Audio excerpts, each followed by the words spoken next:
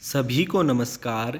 मैं रमन शर्मा आप सभी का अपने YouTube चैनल पर स्वागत करता हूं। अगर आप इस चैनल पर नए हैं तो चैनल को सब्सक्राइब करें, वीडियोस को लाइक, कमेंट और शेयर करें। हमारा उद्देश्य समाज के उन युवा साथियों को मुफ्त शिक्षा उपलब्ध करवाना है जो आर्थिक तंगी या किसी पारिवारिक समस्या के कारण कोचिंग नहीं ले पा रहे हैं। आज हम बायोलॉजी के अंतर्गत विज्ञान की प्रमुख शाखाओं और उनके अध्ययन के बारे में पढ़ेंगे। यह टॉपिक मोस्ट इम्पोर्टेंट टॉपिक है। जो बच्चे किसी भी लेवल के एग्ज़ाम की तैयारी कर रहे हैं उन सभी के लिए मोस्ट इम्पोर्टेंट टॉपिक है। समय को ज़्यादा ख़राब न करते हुए आगे बढ़ते हैं। सबसे पहले बात करें तो मधुमक्खी पालन को क्या कहा जाता है या मधुमक्खी पालन के अध्ययन को क्या कहा जाता है? एपीकल्चर कहा जाता है। नेक्स्ट, रेशम कीट पालन को क्या कहा जाता है? सेरीकल्चर कहा जाता है। रेशम कीट वो है जिससे रेशम बनता है। आप रेशमी कपड़े पहनते हो, उसके अंदर रेशम का धागा यूज होता है। वो रेशम का धागा एक कीड़े से निकलता है जिसे रेशम कीट या कोकून बोला जाता है। तो रेशम कीट पालन को सेरीकल्चर कहा जाता है। नेक्स्ट, मत्स्य पालन या मछली पालन के अध्ययन को क्या कहा जाता है? पीसीकल्चर कहा जाता है। जंगल विज्ञान या फॉरेस्ट साइंस के अध्ययन को क्या कहा जाता है? सिल्वीकल्चर कहा जाता है। नेक्स्ट, उद्यान विज्ञान। उद्यान का अर्थ होता है बागान या बड़े बड़े बाग जिनके अंदर किसी स्पेशल या विशेष फल या सब्जी का उत्पादन किया जाता है। तो उद्यान विज्ञान को हॉर्टिकल्चर कहते हैं।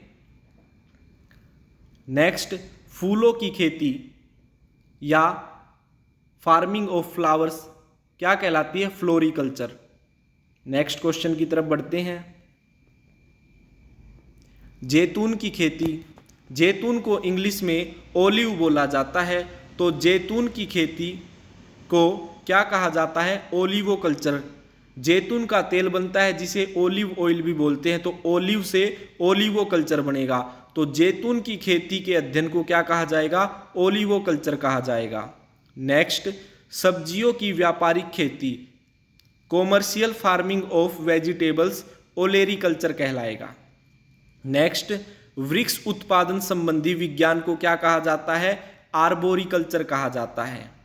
नेक्स्ट, समुद्री जीवों का उत्पादन, जो जीव समुद्र में रहते हैं उनके उत्पादन के अध्ययन को क्या कहा जाएगा? मैरीकल्चर कहा जाएगा। नेक्स्ट, अंगूर की खेती। मोस्ट इंपॉर्टेंट क्वेश्चन है, काफी बार पूछा गया है एग्जाम्स में। अंगूर की खेती के अध्ययन को या अंगूर की खेती को क्या कहा जाता है? विटीकल्चर कहा जाता है। नेक्स्ट, कवकों का अध्ययन। कवक को इंग्लिश में फंगस कहा जाता है। तो स्टडी ऑफ फंगस या कवक के अध्ययन को क्या कहा जाएगा? माइकोलॉजी कहा जाएगा। शैवालों का अध्ययन। शैवाल को इंग्लिश में एल्गी बोलते हैं। तो स्टडी ऑफ एल्गे या शैवालों का अध्ययन फाइकोलॉजी कहलाएगा। दोनों में डिफरेंस अच्छे से समझ लेना, क्योंकि एग्जाम्स में दोनों क्वेश्चन काफ़ी बार पूछे गए हैं और बच्चे मोस्टली इसमें गलती करके आते हैं। तो अगर कवक का पूछा जाए तो आपका आंसर माइकोलॉजी होगा, शैवालों का पूछा जाए तो फाइकोलॉजी होगा। नेक्स्ट क्वेश्चन की तरफ बढ़ते हैं। फूलों का अध्ययन क्या कहलाता है? एंथोलॉजी कहलाता है। नेक्स्ट, फलों का अध्ययन पोमोलॉजी कहलाता है।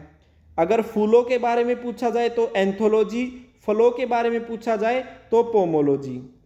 नेक्स्ट, पक्षियों का अध्ययन क्या कहलाता है? ऑर्निथोलॉजी कहलाता है। पक्षियों का राजा मोर होता है तो मोरनी से बनेगा ओरनी, यानी पक्षियों का अध्ययन ऑर्निथोलॉजी कहलाएगा। नेक्स्ट, मछलियों का अध्ययन या स्टडी ऑफ फिश क्या कहलाता है? इक्थियोलॉजी कहलाता है। नेक्स्ट क्वेश्चन की तरफ बढ़ते हैं। कीटों का अध्ययन। कीट होते हैं छोटे छोटे कीड़े मकोड़े, तो कीटों का अध्ययन एंटोमोलॉजी कहलाएगा।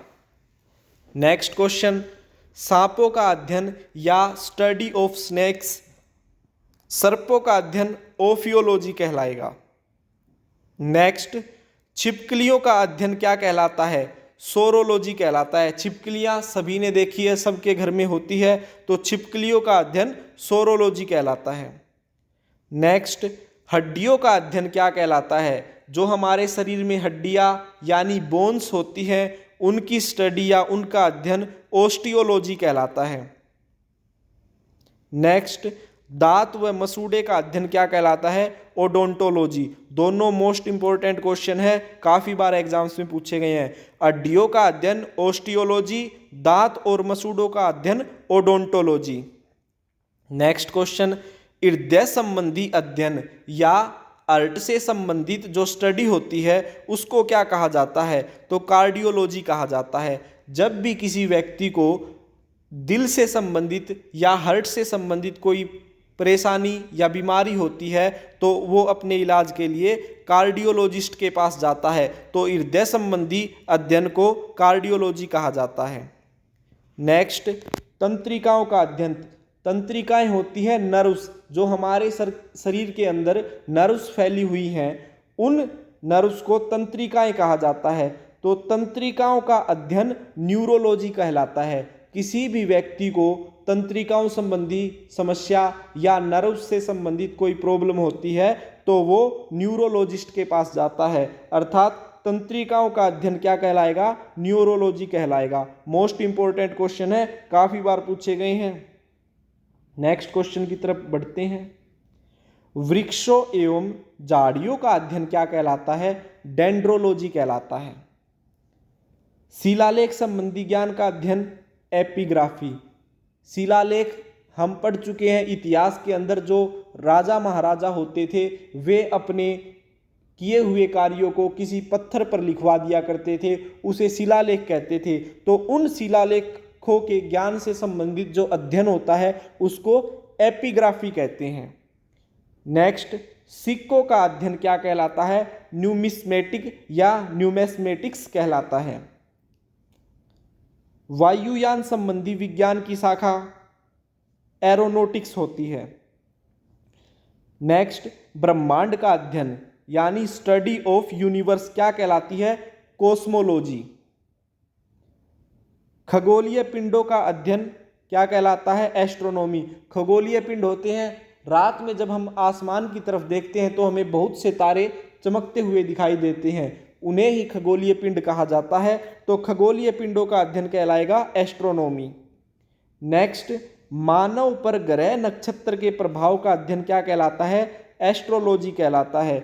मोस्ट इंपॉर्टेंट क्वेश्चन है, जब भी आप किसी भी व्यक्ति के पास जाते हैं अपना हाथ दिखाने के लिए या अपना भविष्य पूछने के लिए, तो वो किसके अंतर्गत आता है? एस्ट्रोलॉजी के अंतर्गत आता है। अगर खगोलीय पिंडों का अध्ययन पूछे तो आपका आंसर होगा एस्ट्रोनॉमी, और पूछे कि मानव पर ग्रह नक्षत्र के प्रभाव का अध्ययन क्या कहलाता है? एस्ट्रोलॉजी कहलाता है। नेक्स्ट, स्वप्नों का अध्ययन या स्टडी ऑफ ड्रीम्स क्या कहलाएगा? ओनिरोलॉजी कहलाएगा। नेक्स्ट क्वेश्चन की तरफ बढ़ते हैं। मनुष्य के सौंदर्य का अध्ययन क्या कहलाता है? कैलोलॉजी। अगर ब्यूटी के बारे में पूछे तो मनुष्य के सौंदर्य का अध्ययन क्या कहलाएगा? कैलोलॉजी कहलाएगा। जीव व पर्यावरण के बीच पारस्परिक संबंधों का अध्ययन क्या कहलाता है? मोस्ट इंपॉर्टेंट क्वेश्चन है, काफी बार एग्जाम्स में पूछा गया है। जो हमारा इन्वायरमेंट है और इस इन्वायरमेंट में रहने वाले जो प्राणी हैं उनका आपस में जो संबंध होता है उसके अध्ययन को क्या कहा जाएगा? इकोलॉजी कहा जाएगा। नेक्स्ट, प्राणियों के व्यवहार का अध्ययन क्या कहलाता है? इथोलॉजी कहलाता है। नेक्स्ट क्वेश्चन, खनिजों का अध्ययन क्या कहलाता है? मिनेरालॉजी। खनिजों को इंग्लिश में मिनरल्स बोलते हैं, तो मिनरल्स से बनेगा मिनेरालॉजी। तो खनिजों का अध्ययन या स्टडी ऑफ मिनरल्स क्या कहलाएगा? मिनेरालॉजी कहलाएगा। नेक्स्ट क्वेश्चन, स्तनधारी जंतुओं का अध्ययन। स्तनधारी को इंग्लिश में मैमल्स बोलते हैं, और मैमल्स वो प्राणी होते हैं जो अपने बच्चों को जन्म देते हैं, यानी अंडे नहीं देते। ऐसे प्राणी जो बच्चे को जन्म देते हैं जिनके कान बाहर की तरफ होते हैं उन्हें स्तनधारी या मैमल्स बोलते हैं। तो स्तनधारी जंतुओं का अध्ययन मैमोलॉजी कहलाता है। नेक्स्ट क्वेश्चन, मनोविज्ञान का अध्ययन क्या कहलाता है? साइकोलॉजी कहलाता है। साइकोलॉजी के अंतर्गत मनोविज्ञान का अध्ययन किया जाता है। नेक्स्ट क्वेश्चन, मिट्टी का अध्ययन क्या कहलाता है? तो पेडोलॉजी मिट्टी का अध्ययन कहलाता है। तो आज हमने विज्ञान की प्रमुख शाखाओं और उनके अध्ययन के बारे में पढ़ा। आशा करता हूं कि आपको यह वीडियो अच्छी लगी होगी। धन्यवाद। जय हिंद, जय भारत।